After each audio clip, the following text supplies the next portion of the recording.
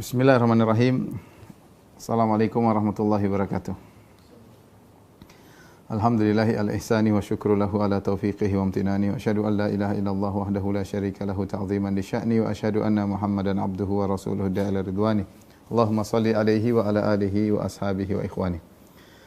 Ikhwan dan akhwat, para pemirsa jamaah Masjid Tarbiyah yang dirahmati oleh Allah Subhanahu wa taala, kita melanjutkan bahasan kita tentang sirah Nabawiyah. Pada pertemuan lalu telah kita selesaikan dari Ghazwatul Ahzab atau Ghazwatul Khandaq, perang Khandaq atau perang Ahzab. Yang akhirnya orang-orang musyrikin mereka pulang ke negeri-negeri mereka dengan kekalahan, tidak ada hasil yang mereka dapatkan. Kata Allah Subhanahu wa taala, "Wa raddallahu alladhina kafaru bi ghaidhihim lam yanalu khaira." Allah memulangkan mereka dengan kemarahan mereka. Mereka dalam kondisi marah, datang tidak ada hasilnya, sudah bawa pasukan 10.000, ternyata tidak mendapatkan hasil apa-apa. Lam yanalu khaira, mereka tidak mendapatkan kebaikan sedikit pun.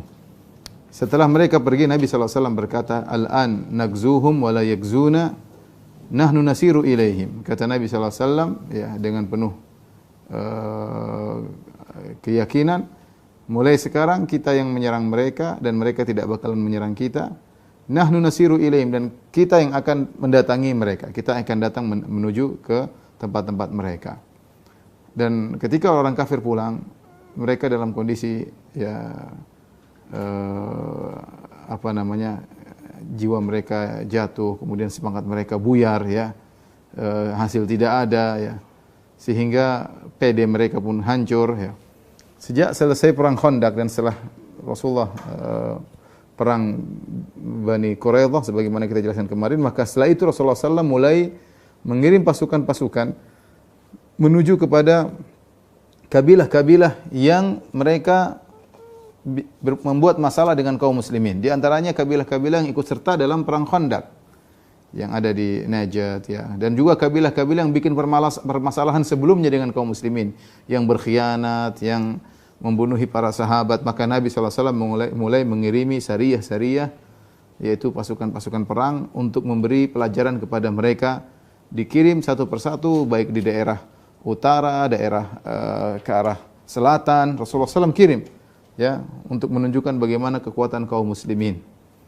Maka antara perang Khandaq dengan perjanjian Al-Hudaybiyah banyak terjadi peristiwa-peristiwa perang kecil-kecilan yang disebut dengan sariyah. Rasulullah SAW mengirim saraya, pasukan-pasukan kecilnya, untuk memberi pelajaran kepada kabilah-kabilah yang pernah buat permasalahan dengan kaum muslimin sebelumnya. Ya. Di antaranya, ya, Rasulullah SAW mengirim Muhammad bin Maslamah dengan 30 pasukan kepada tempat namanya Al-Qurata, ya, suatu kabilah atau Al-Qurata, suatu suku yang merupakan turunan dari Bani Bakar ya. Kemudian pasukan Muhammad bin Maslamah ya kemudian menyerang mereka ya.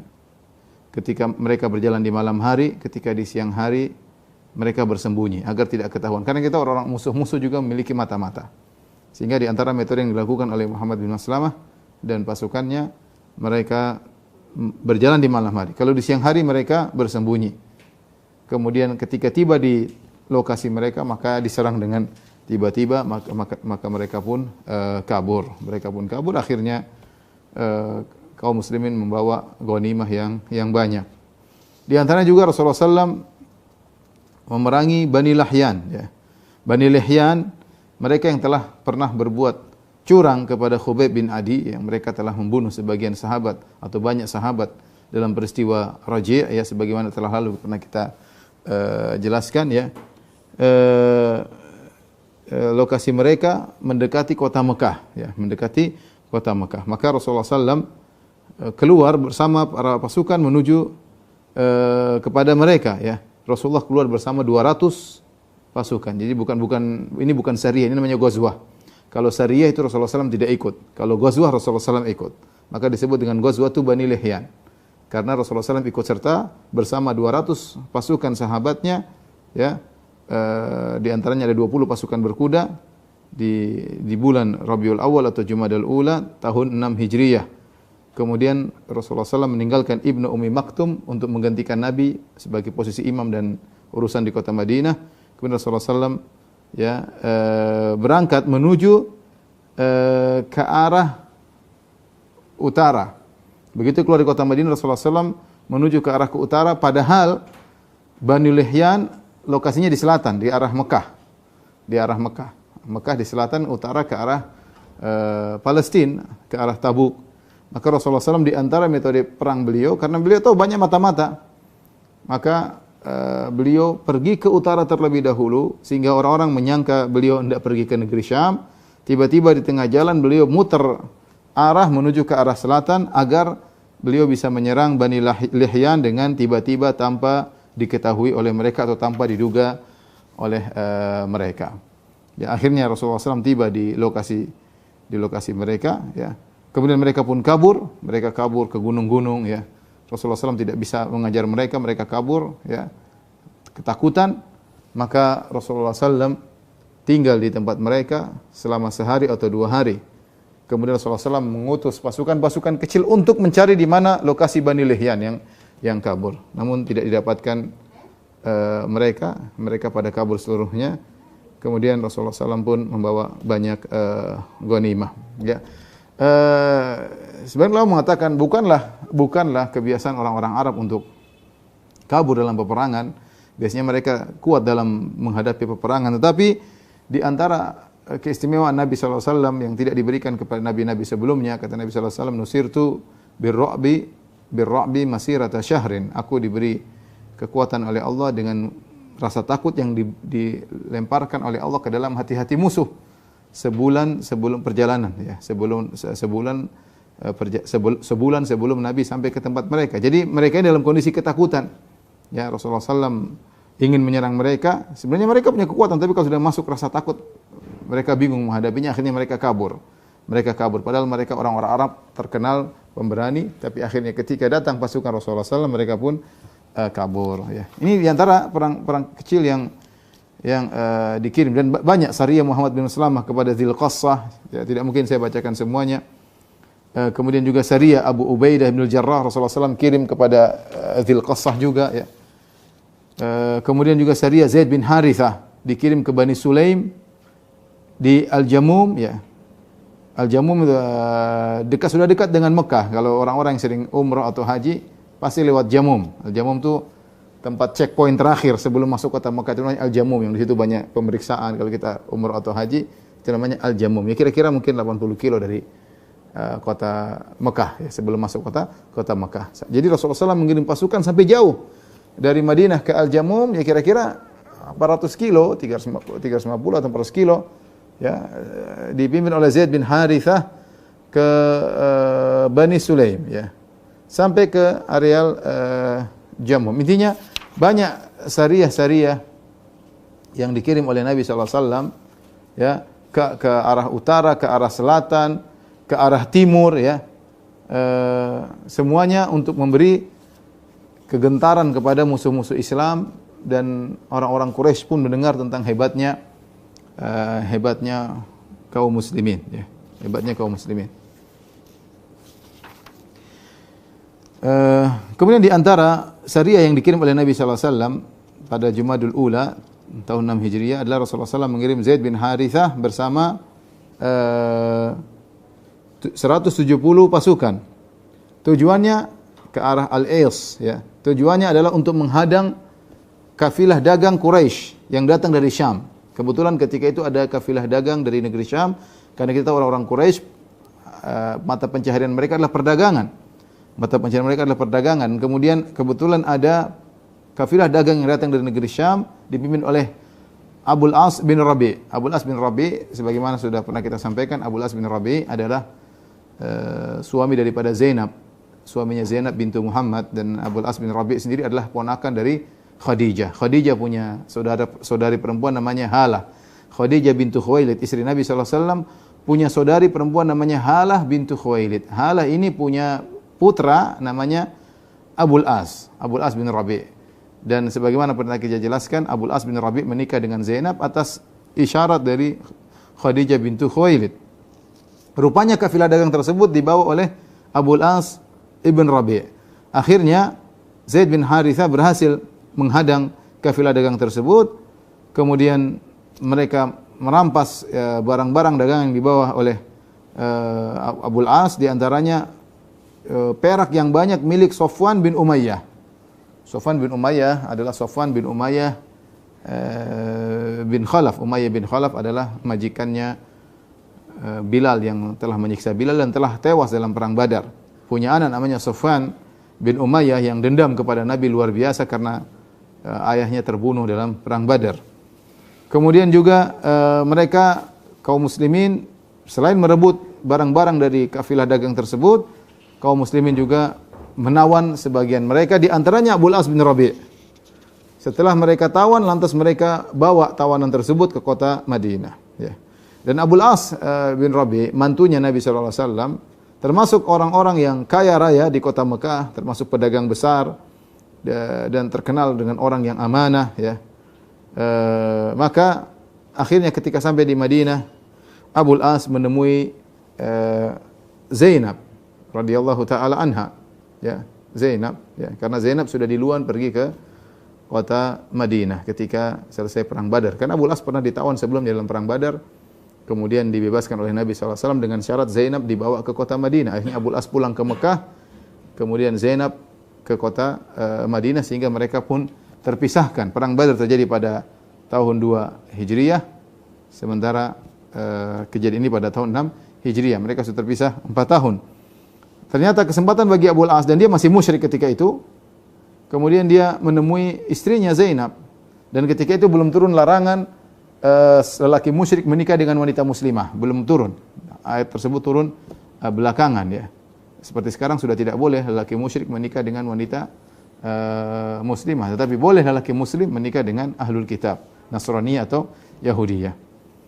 Kemudian akhirnya minta perlindungan dari Zainab, dan akhirnya Zainab pun melindunginya, ya, tidak ada yang boleh mengganggu Abul As, ya. Waktu itu dia masih musyrik. Akhirnya Rasulullah sallallahu alaihi wasallam, ya, minta para sahabat untuk mengembalikan harta yang sudah mereka ambil. Harta tersebut sangat banyak, sebagai penghormatan Nabi kepada Abul As karena dia seorang mantu yang amanah.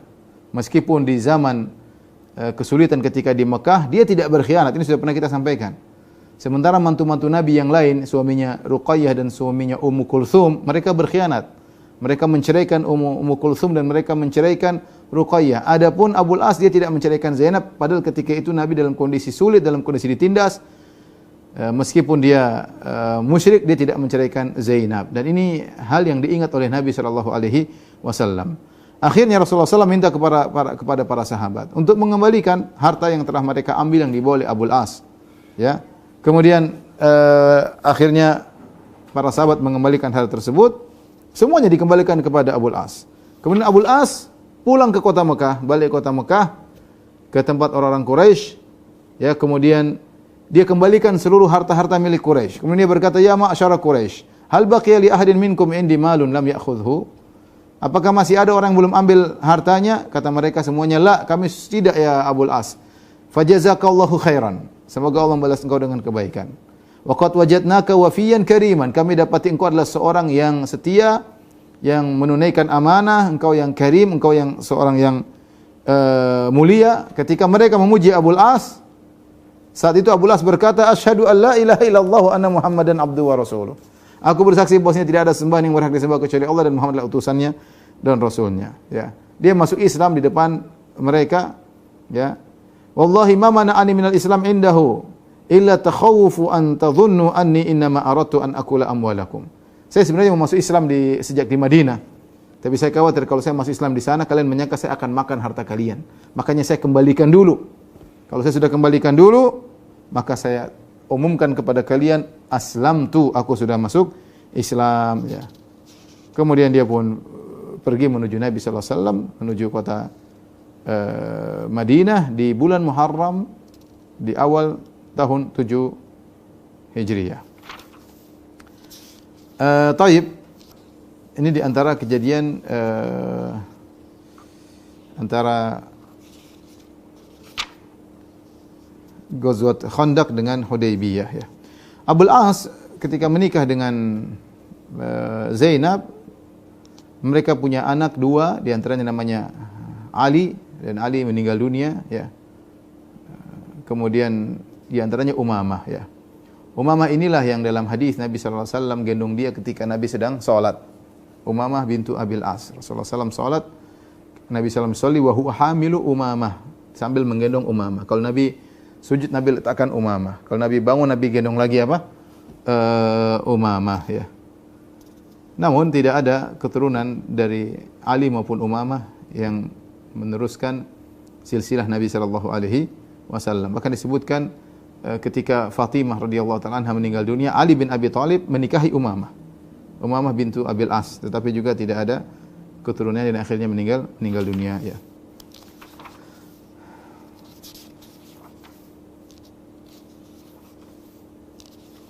Tapi banyak sekali syariah-syariah yang dikirim oleh Nabi sallallahu alaihi wasallam untuk beri pengumuman kepada orang-orang sekitar bahwasanya Islam semakin kuat, ya, pamornya semakin kuat, haibahnya, ya, karismatik Islam semakin bersinar, orang-orang musyrikin mulai gentar, orang-orang Quraisy mendengar Rasulullah SAW mengirim pasukan ke sana kemari, ya, kemudian mental mereka sudah hancur sejak kalah dalam perang Khandaq, ya.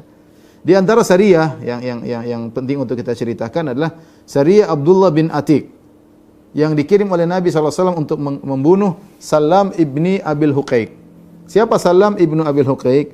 Salam ibnu Abil Huqaiq ini adalah termasuk pembesar dari Bani Nadir bersama Huyai bin Akhtab. Huyai bin Akhtab bapaknya Sofiyah. Yang keduanya Salam ibnu Abil Huqaiq, ya. Dialah yang bersama Huyai bin Akhtab yang memprovokasi orang-orang Quraisy untuk menyerang kota Madinah dalam perang Khandaq. Dia juga.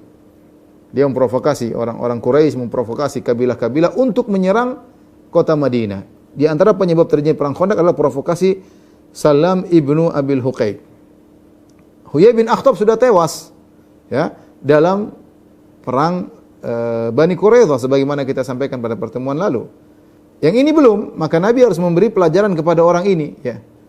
Enak saja mereka membuat kekacauan, maka Nabi beri pelajaran kepada ini Yahudi, Salam ibn Abil Huqaiq, ya, seorang Yahudi. Maka Rasulullah SAW mengirim sahabat Abdullah bin Atiq untuk membunuhnya, ya.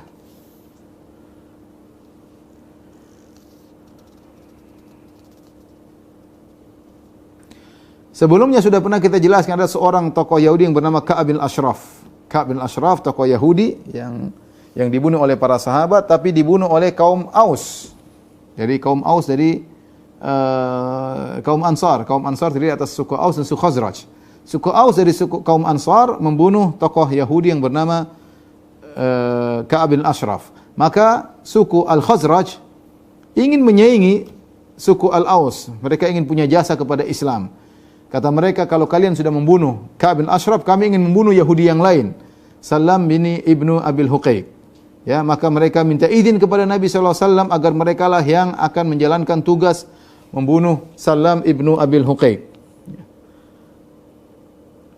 Maka keluarlah Abdullah bin Atiq radhiyallahu taala anhu bersama 6 orang dari suku Khazraj untuk membunuh Salam bin Abil Huqaiq. 6 orang tersebut adalah Abdullah bin Atiq, Abdullah bin Utbah, Mas'ud bin Sinan, Abdullah bin Unais, Abu Qatadah, dan Khuzai bin Aswad radhiyallahu taala anhum ajma'in. Kemudian Rasulullah SAW menjadikan Abdullah bin Atiq sebagai pimpinan dari Sariyah tersebut, pasukan kecil tersebut. Dan Nabi menasihati mereka, jangan sampai kalian bunuh anak-anak di sana, jangan sampai kalian bunuh perempuan. Ada aturan-aturan adab dalam berjihad, dalam berperang, ya. Maka dan Salam bin Abil Huqaiq ini lokasinya di Khaybar. Dia tinggal di Khaybar. Karena setelah Bani Nadir diusir, mereka kabur ke Khaybar. Khaybar kira-kira 170-180 dari kota Madinah, sebelah utara kota Madinah. Akhirnya mereka masuk ke dalam benteng Salam bin Abil Huqaiq. Jadi dia punya benteng, ada di Khaybar itu kalau tidak salah ada 9 benteng, ya. Di antaranya satu benteng milik dia. Yang mau masuk ada gerbangnya dikunci, kalau sudah malam dikunci, tidak ada yang bisa masuk. Akhirnya para sahabat 6 orang ini mereka menunggu sampai waktu menjelang maghrib. Ketika matahari sudah terbenam dan orang-orang sudah pada pulang dari penggembalaan, sudah masuk ke benteng kembali. Tadinya mereka menggembalakan unta-unta mereka, kambing-kambing mereka di luar benteng, kemudian mereka masuk kembali. Abdullah bin Atiq berkata kepada para sahabatnya, "Ijlisu makanakum, kalian tunggu di sini. Fa inni muntaliqun mutalattifun lil bawwab, la'alli an adkhul." Saya akan berusaha bersikap lembut di depan orang penjaga gerbang. Siapa tahu saya bisa masuk.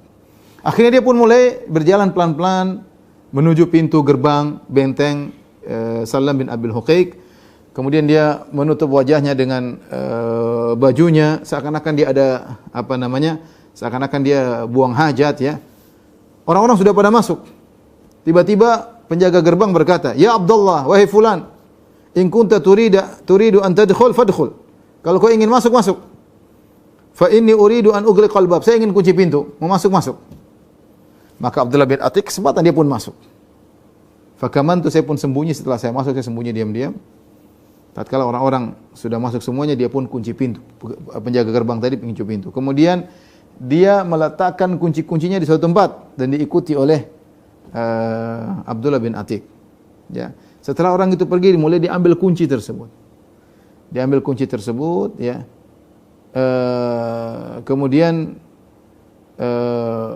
ternyata Salam bin Abil Huqaiq ini sering ngobrol di malam hari dan dia punya teman-teman sering ngobrol di kamarnya bagian atas ya. Kalau mau naik harus naik tangga dulu baru kemudian ketemu dengan Salam bin Abil Huqaiq. Dia lagi ngobrol sama kawan-kawannya begadang di malam hari.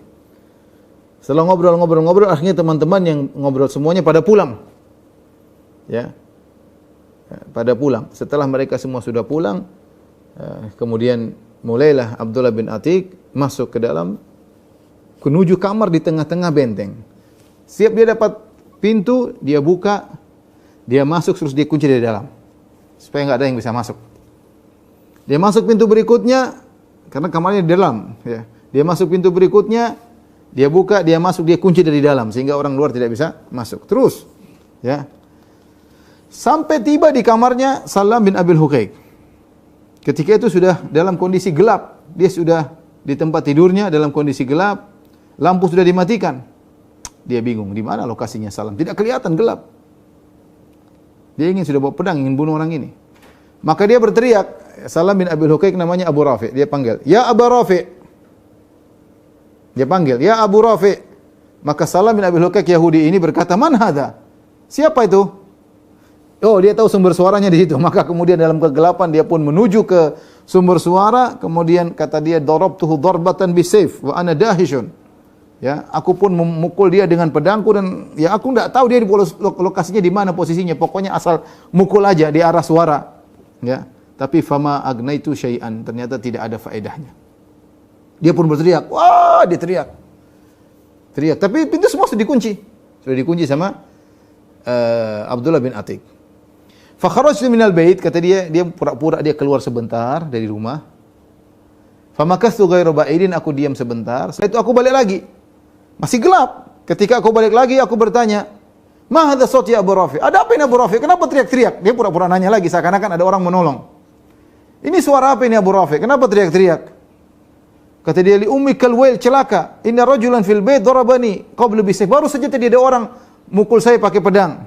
Akhirnya dia tahu posisinya di mana, maka dia pun tikam sekali lagi ya. Dia tikam kemudian ternyata belum mati juga, kemudian dia masukkan pedangnya, dia tindis ke dalam perutnya sampai keluar ke belakang pedangnya tersebut. Maka saya tahu dia bakalan mati. Setelah itu sudah saya biarkan, kemudian saya keluar ya. Mulailah saya buka pintu lagi, kemudian saya kunci, saya buka pintu lagi, saya kunci, saya buka pintu terus sampai akhirnya saya turun tangga. Di tangga terakhir, saya kira sudah sampai ke tanah.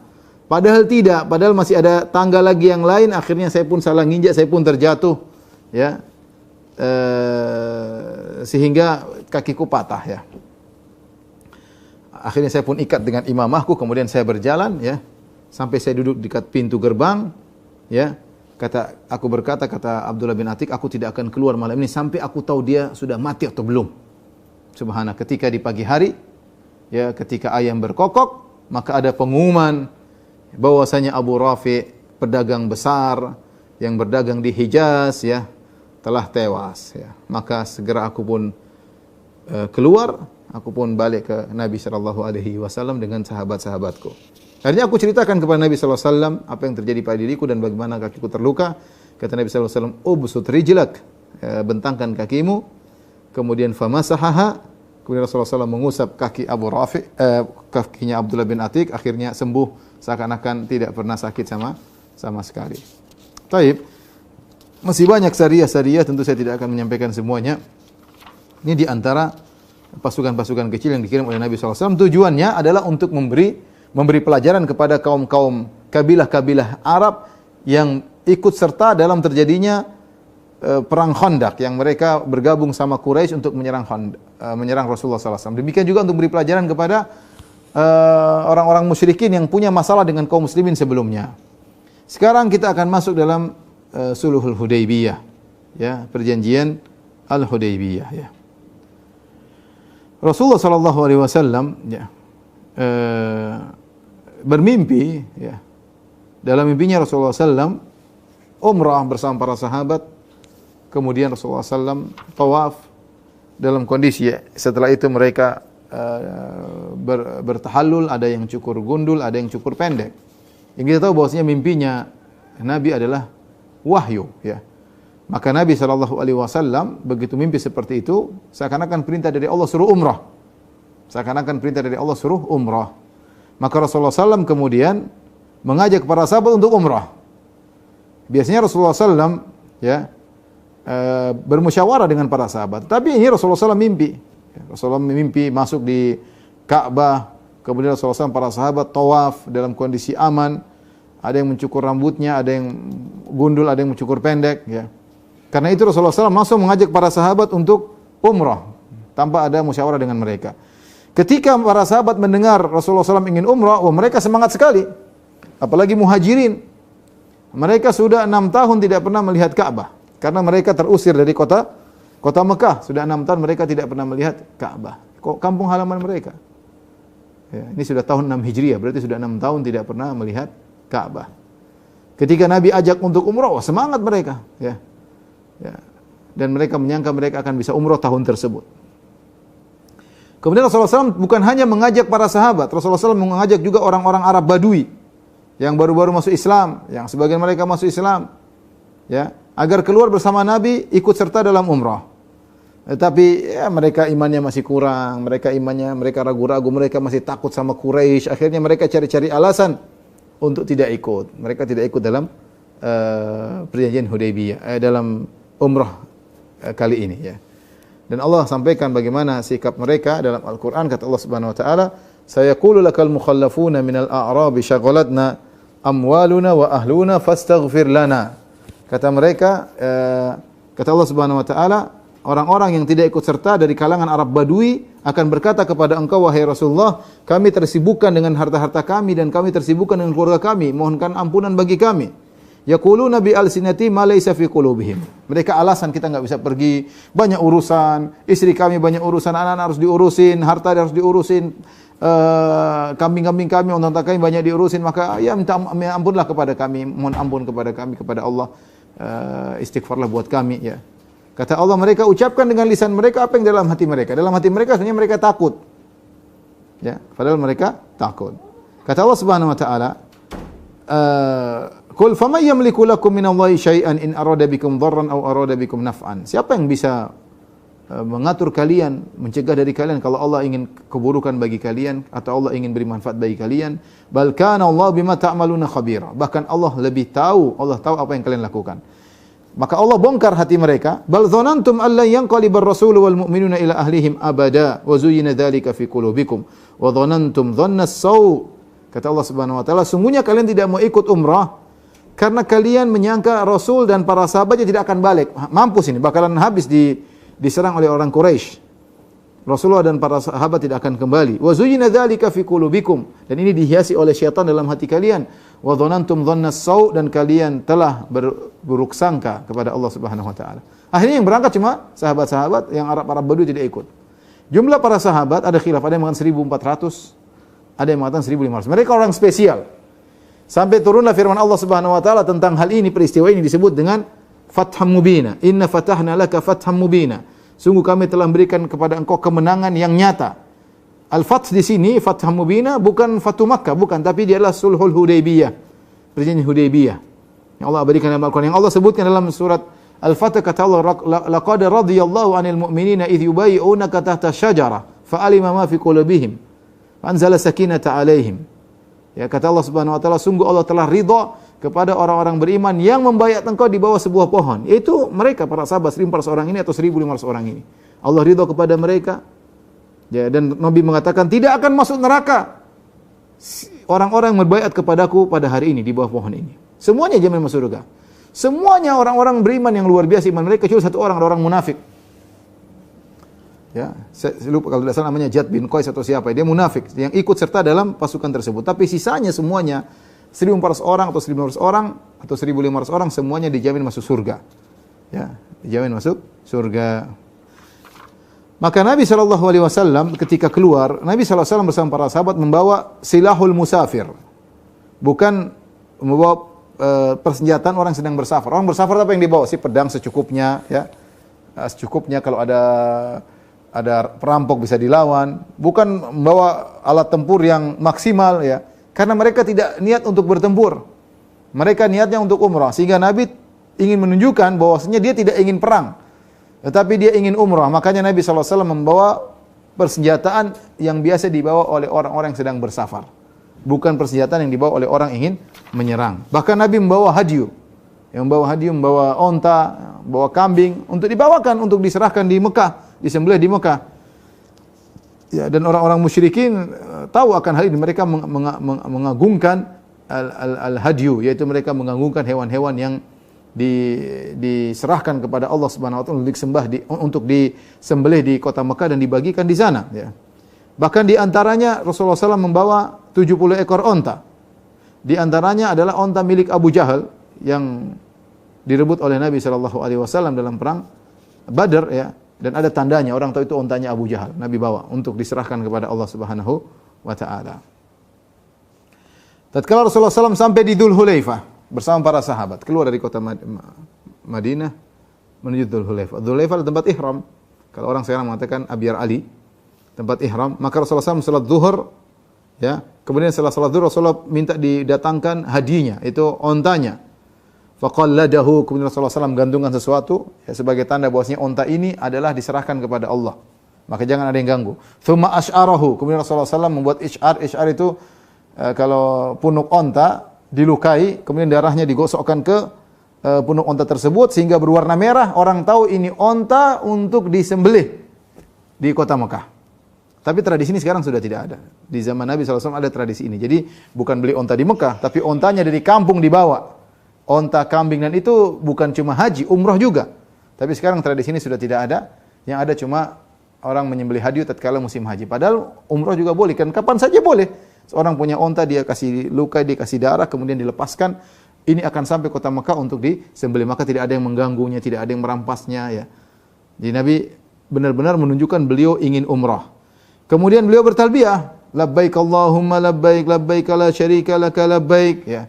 Agar orang-orang tahu Nabi dan para sahabat bukan ingin perang. Dan orang-orang musyrikin ketika itu mereka menghormati orang sedang umrah. Ini suatu, meskipun mereka musyrikin, meskipun mereka orang jahiliyah, tapi mereka sejak zaman jahiliyah mereka mengagungkan Ka'bah. Dan mereka menghormati orang-orang yang masuk kota Mekah. Mereka menghormati orang yang sedang beribadah umrah, meskipun mereka musyrik, karena itu adalah tradisi mereka juga. Ya, maka Nabi SAW yang dari awal sudah menyerang sana, menyerang sini, menyerang kabilah-kabilah. Nabi keluar dalam kondisi umrah, Nabi bertalbiyah agar tidak ada yang ganggu, agar orang-orang sekitar tahu Nabi dan para sahabat radhiyallahu ta'ala anhum ajma'in bukan ingin perang, tapi ingin umrah.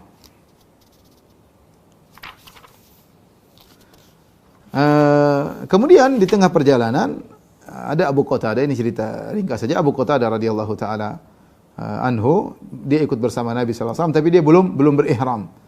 Dia belum berihram, kemudian dia melihat ada himar wahsy, yaitu semacam kuda zebra. Kalau himar ahli, keledai haram dimakan, tidak boleh. Tapi kalau himar wahsy boleh dimakan. Dia melihat himar, maka dia pun berburu. Ya, para sahabat lihat, para sahabat nggak boleh ngambil karena mereka sedang umrah, tidak boleh berburu. Abu Qatadah yang belum ihram, dia berburu. Setelah dia berburu, kemudian dia panggang, dia masak, kemudian dia ngajak para sahabat yang sedang masih ihram untuk makan. Sebagian mereka makan, sebagian mereka tidak makan. Karena mereka takut ini kan kita tidak berburu, tapi yang berburu orang lain dan dia beri makan buat kita, ya. Sehingga mereka ragu, sebagian makan, sebagian tidak makan. Akhirnya Abu Qatadah bertanya kepada Nabi SAW, dia bawa sisa makanan, kata Nabi kepada para sahabat, "Kulu, makanlah kalian. Innama hiya tu'matun at'amukumuha Allah." Itu adalah makanan yang Allah bawakan untuk kalian. Karena bukan kalian yang berburu, tapi yang berburu orang yang belum berihram. Karena orang berihram, Allah Subhanahu wa taala, la taqtulus sayda wa antum hurum, ya. Ya, janganlah kalian berburu sementara dalam kondisi ihram. Kemudian Nabi SAW melanjutkan perjalanan, ya. Ketika Nabi sampai di suatu tempat dekat dengan Usfan, maka datanglah mata-mata Nabi. Jadi Nabi SAW punya mata-mata. Rasulullah SAW kirim mata-mata juga. Rasulullah SAW tidak tahu ilmu gaib, ya. Maka beliau mengambil segala sebab-sebab yang harus dilakukan oleh seorang manusia biasa. Beliau tidak tahu ilmu gaib. Terkadang Allah kasih tahu, terkadang Allah tidak kasih tahu, ya. Buktinya Rasulullah SAW punya mata-mata untuk mengecek kondisi-kondisi, ya, memberi kabar kepada Nabi SAW. Akhirnya mata-matanya Nabi datang dan berkata, "Inna Quraisyan qad jama'u laka jumu'an wa qad jama'u laka al-ahabish wa hum muqatiluka wa sadduka 'anil bait wa mani'uk." Mata-mata Nabi berkata, sungguhnya Quraisy sudah mengumpulkan pasukan. Bukan cuma Quraisy saja, dia mengumpulkan Ahabish. Ahabish itu adalah suku-suku lain yang mereka dikumpulkan oleh Quraisy untuk ikut menyerang Nabi sallallahu alaihi wasallam, ya. Itu suku-suku yang digabungkan, ya, digabungkan selain dari Quraisy. Dan mereka akan memerangi engkau, wahai Muhammad, dan mereka akan menghalangi engkau dari Ka'bah, dan mereka akan mencegahmu. Dalam riwayat yang lain, mata-mata Nabi berkata, "Ya Rasulullah, hadhihi Quraisyun qad sami'at bimasirika." Ya Rasulullah, sungguhnya orang Quraisy sudah mendengar tentang perjalanan menuju ke kota Mekah.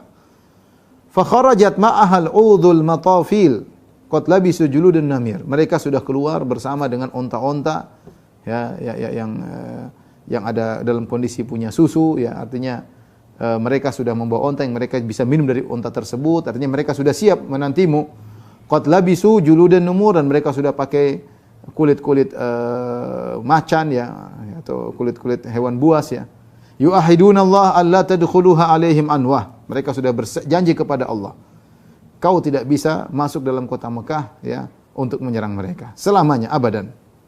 Wa hadha Khalid bin Walid fi khailihim qad qaddamuha ila Qura'il Ghamim. Lihat, Khalid bin Walid sudah datang. Khalid bin Walid sudah diutus oleh mereka dengan pasukan berkuda, sudah tiba di Qura'il Ghamim, ya, Khalid bin Walid. Ketika Rasulullah SAW dapat kabar dari mata-matanya, ternyata Quraisy siap berperang dengan dia. Dan Khalid bin Walid sudah diutus. Maka Rasulullah SAW berkata, "Ya waihu Quraisy, kasihan Quraisy. Laqad akalathumul harbu." Mereka sudah letih, sudah capek, sudah perang-perang, sudah kalah berperang berulang-ulang. "Madza alaihim?" Kenapa mereka menghalangiku? "Lau khallau baini wa baina sairin nas." Sudahlah, biarkanlah mereka membiarkan aku bersikap dengan kabilah-kabilah Arab yang lain selain Quraisy. Ya. Nabi menghadapi Quraisy dan juga kabilah-kabilah yang banyak, kabilah Ghatafan, banyak kabilah-kabilah yang lainnya. Biarkanlah aku berurusan dengan kabilah-kabilah yang lain. Fa in asabuni kana alladhi aradu. Enggak usah bermusuhan denganku. Sudah suruh mereka nonton orang Quraisy. Biarlah aku berperang lawan suku-suku yang lain yang bermusuhan denganku. Kalau ternyata aku kalah, bukankah itu yang menyenangkan mereka? Sudah mereka nonton saja. Wa in adharanillahu alaihim dakhalu fil Islam wa hum wafirun. Kalau mereka kalah, aku yang menang, ya, maka silakan orang-orang Quraisy masuk Islam dan mereka banyak, enggak ada masalah. Mereka yang bahagia kalau masuk Islam, ya. Wa in lam yaf'alu qatalu wa bihim quwwah. Kalau mereka tidak mau masuk Islam, ya sudah berperang lawan aku dan mereka punya kekuatan. Famadza tadhunnu Quraisy, ya. Apa yang disangkakan oleh Quraisy? Wallahi inni la azalu ujahiduhum ala alladhi ba'athani Allah lahu hatta yudhhirahu Allahu lahu aw tanfaridu hadhihi salifah. Kata Nabi, apa yang dipersangkakan oleh Quraisy dariku? Demi Allah, aku akan berjihad melawan mereka kalau mereka menghalangi terus. Aku akan berjihad melawan mereka sampai Allah memenangkan aku atau leherku putus dari badanku. Kata Nabi sallallahu alaihi wasallam. Ya. Akhirnya setelah datang kabar dari mata-mata Nabi SAW, maka Nabi berdiskusi sama para sahabat. Dan Nabi SAW selalu berdiskusi. Dan ini adalah sifat Nabi SAW. Wa syawirhum fil amr. Kata Allah, bermusyawarah dengan mereka. Wa amrum syura bainhum. Dan mereka, Rasulullah, sifat orang beriman adalah mereka bermusyawarah. Rasulullah SAW selalu bermusyawarah kecuali pada perkara-perkara yang turun wahyu. Nabi tidak bermusyawarah. Ya, seperti Nabi mimpi berangkat untuk berumrah, Nabi tidak bermusyawarah, berangkat karena wahyu. Dan kalau Nabi sudah bermusyawarah, para sahabat ngerti, berarti bukan wahyu. Kalau para sahabat ragu, para sahabat bertanya, ya Rasulullah, ini wahyu atau bukan? Kalau wahyu ya sudah, kalau bukan, mereka bermusyawarah, diskusi. Dan mereka tidak ragu untuk beri masukan kepada Nabi. Mereka tidak ragu. Kenapa? Karena Nabi memiliki sifat untuk menerima masukan. Maka seorang pemimpin harusnya memiliki sifat tersebut, memberi kesempatan dan anak buahnya tahu siap memberi masukan. Beda kalau setiap kasih masukan ditolak, setiap dimasukan ditolak, setiap kasih masukan direndahkan, ya orang tidak akan mau kasih masukan. Tapi karena sifat Nabi akhlak yang mulia, sehingga para sahabat kalau ada musyawarah mereka kasih masukan karena mereka tahu Nabi adalah tipenya menerima masukan. Kata Rasulullah SAW, "Asyiru ayyuhan nas alayya." Bagaimana menurut kalian wahai para sahabatku? Kasih ide kepadaku, ya. Atarawna an amila ila iyalihim wa dharari haula'i alladhina yuriduna an yasudduna 'anil bait fa in ya'tuna kana Allah 'azza wa jalla qad qata'a 'aynan minal musyrikin wa illa taraknahum mahrubin. Kata Nabi, bagaimana? Apakah kita sekarang ini kan ada Quraisy, ada Ahabish. Ahabish ini suku-suku lain yang ada di sekitar Mekah. Gimana mumpung kita masih di sini sebelum kita masuk ke Mekah? Bagaimana menurut kalian wahai para sahabatku? Apa kita serang itu keluarga-keluarga mereka, kita tawan orang-orang Ahabish, sehingga orang-orang Ahabish nanti kalau keluarganya ditawan, mereka akan menolong keluarga mereka. Kalau mereka sudah sibuk ngurusi keluarga mereka, kita perang sama Quraisy. Kata Nabi, mau perang? Oke. Ya. Bagaimana menurut kalian? Maka Abu Bakar As-Siddiq berbicara. Beliau berkata, "Ya Rasulullah, kharajta 'amidan li hadzal bait." Ya Rasulullah, engkau keluar untuk umrah. La turidu qatla ahadin, kau tidak ingin memerangi, membunuh seorang pun. La harba ahadin, kau tidak ingin memerangi seorang pun. Fatawajjah lahu. Faman saddana anhu qatalna. Sudah, kita menuju ke Ka'bah. Ada yang menghalangi, kita perang. Tidak usah kita urusin Ahabish, suku-suku itu enggak usah. Sudah, kita menuju kita ke Mekah, ingin umrah. Ada yang halangi, kita perangi. Ini ide dari Abu Bakar radhiyallahu ta'ala anhu dan diterima oleh Nabi sallallahu alaihi wasallam. Nabi tadi sudah kasih ide bagaimana kalau kita ya berpikir secara strategi sebagai seorang panglima, bagaimana ya? Ini kan musuh gabung nih. Ya ada suku Quraisy, ada suku Ahabish. Caranya gimana? Disibukinlah keluarganya, ditawan dulu Ahabish karena mereka tinggal di luar Mekah, nanti mereka sibuk sehingga tinggal Quraisy. Kalau Quraisy kan musuh lebih sedikit. Tapi Abu Bakar mengatakan tidak. Udahlah kita menuju ke Ka'bah, ada yang menghalangi, kita perangi. Rasulullah SAW menerima, kata Rasulullah SAW, "Umdu ala bismillah." Jalan dengan nama Allah Subhanahu wa taala. Ketika Rasulullah sampai dekat Usfan, ya, Khalid bin Walid dengan pasukan berkudanya, 200 pasukan berkuda, ya, di antaranya ada Ikrimah bin Abi Jahal. Sudah sampai menuju kepada Nabi sallallahu alaihi wasallam dan mereka bikin saf. Ya, antara kaum muslimin dengan kiblat, antara kaum muslimin dengan kiblat. Ya. Dalam hadis dari Abu Ayyash Az-Zurqi, beliau berkata radhiyallahu anhu, "Kunna ma'a Rasulullah sallallahu alaihi wasallam bi Usfan." Ya, sudah dekat Mekah, kami sedang di Usfan. Fastaqbalal musyrikun, tiba-tiba kaum musyrikin menghadangi kami. Alaihim Khalid bin Walid, di antara mereka ada Khalid bin Walid, panglima yang sangat hebat. Wa hum bainana wa bainal qiblah. Dan mereka ada antara kami dengan kiblat. Jadi mereka di arah kiblat dari Mekah. Ya, Rasulullah menghadap kiblat salat. Fa shalla bina Rasulullah sallam az-zuhra. Ya, kami pun salat zuhur. Faqalu, Khalid bin Walid berkata bersama Khalid bin Walid, "Qad kanu ala halin law asabna ghirratahum." Ya.